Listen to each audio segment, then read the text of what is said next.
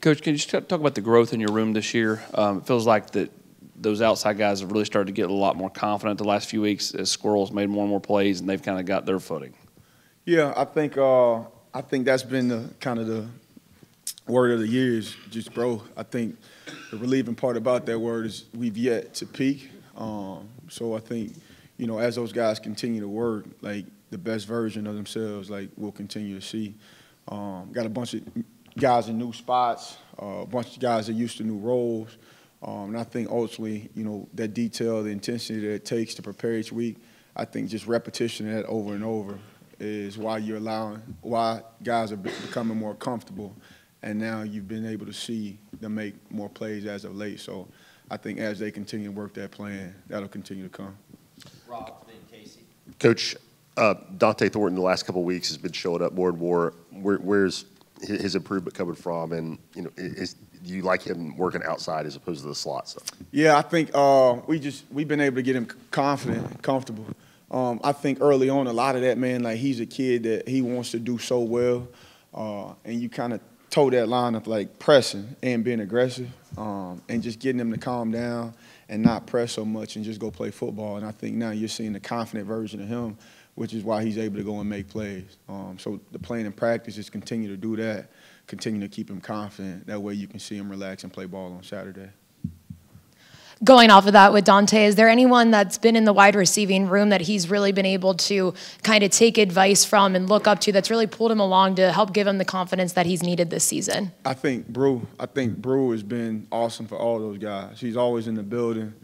He's in meetings. He's in team meetings. And, you know, as devastating as it was having him go down, I think it gave him a bigger voice. He was already a leader of that group, but his voice, I think, being able to speak to those guys, he's helped each and every one of those guys tremendously.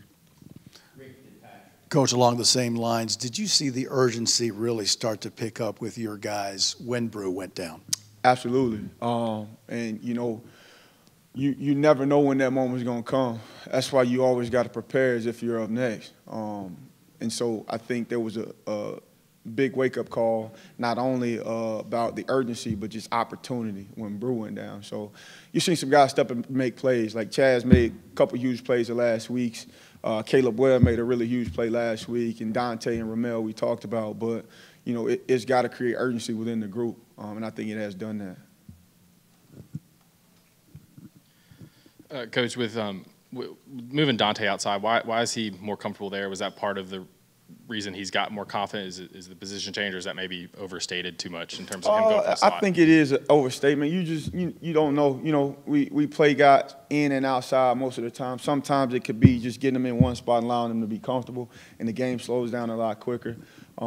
That's just kind of something. It's kind of case-by-case basis. And over the past few weeks, you've had Dee come into your room from the defense. What's his growth curve been like learning? I don't know how much he played receiver. He's having to learn he's having to learn a whole new side of football. Like he's been learning defensive terminology, so he's now on the offensive side, just building him from the ground up, day one foundation. So Dee's handled that task well. He's got to continue to do that as the season goes on, but he's been in the building, he's learning, he's asking questions, being a sponge. That's all we can ask for him. So it's exciting to have him in the room as well. A guy with that type of talent and what he can do with the ball in his hand is always good. You mentioned the term growth. How does that apply for you as a coach? It forces you to teach in new ways. It forces you to be able to articulate and inspire and motivate in different ways. Like the way that Squirrel's motivated is not going to be the same way Jalen Hyatt was motivated. Same way with Chaz and Caleb. Like you can't motivate them the same way Brew will be motivated. So I think the biggest part of being a coach is having a voice, but also having an ear and knowing when and how to get through to certain players. And with each group, each year is going to look different. Like each group is going to take on their own DNA. And I think as you continue to get experience with that group, I think it ultimately lets you know like how guys are triggered and what buttons to push and when to push them. So that's been the biggest growth part for me this year. Ryan and Casey. Did you have any relationship with Dee before you made the change, or have you had to kind of get to know him recently? No, so I coach him on punt return, so like the relationship was kind of, you know, seamless. I would like to think I had a good relationship with him, but he's awesome. he's a great kid on punt return. Worked with him there the last 2 years, so the connection was already there. The only piece building with him was just the terminology. Like I said, he's done a great job of being a sponge and going in and working on and off the field and becoming a wideout now.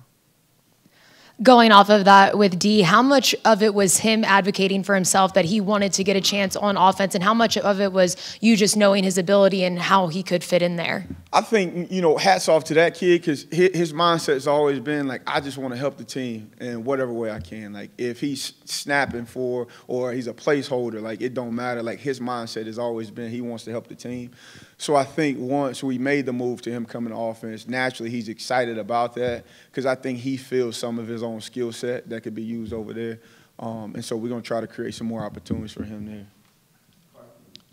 Coach, you said a minute ago that each wide receiver room over your years has its own DNA. What would you describe the DNA of this wide receiver room? I think that's to be determined. I think, I mentioned earlier, like, I think the best version of this group is yet to be out there. And I think as we continue to roll the rest of the season, like, we got a long season the rest of the way, I think, man, that's to be determined. I think, just the way these guys have practiced the last couple of weeks, like, you're continuing to see guys do new things and become better. So I feel like the jury's still out on that. Last question, Vince. What can you say about the relationship your wide receiver room has with Joe Milton and some of the more recent success in all of it coming together? Joe does a good job of leading those guys. He's not afraid to hold those guys accountable.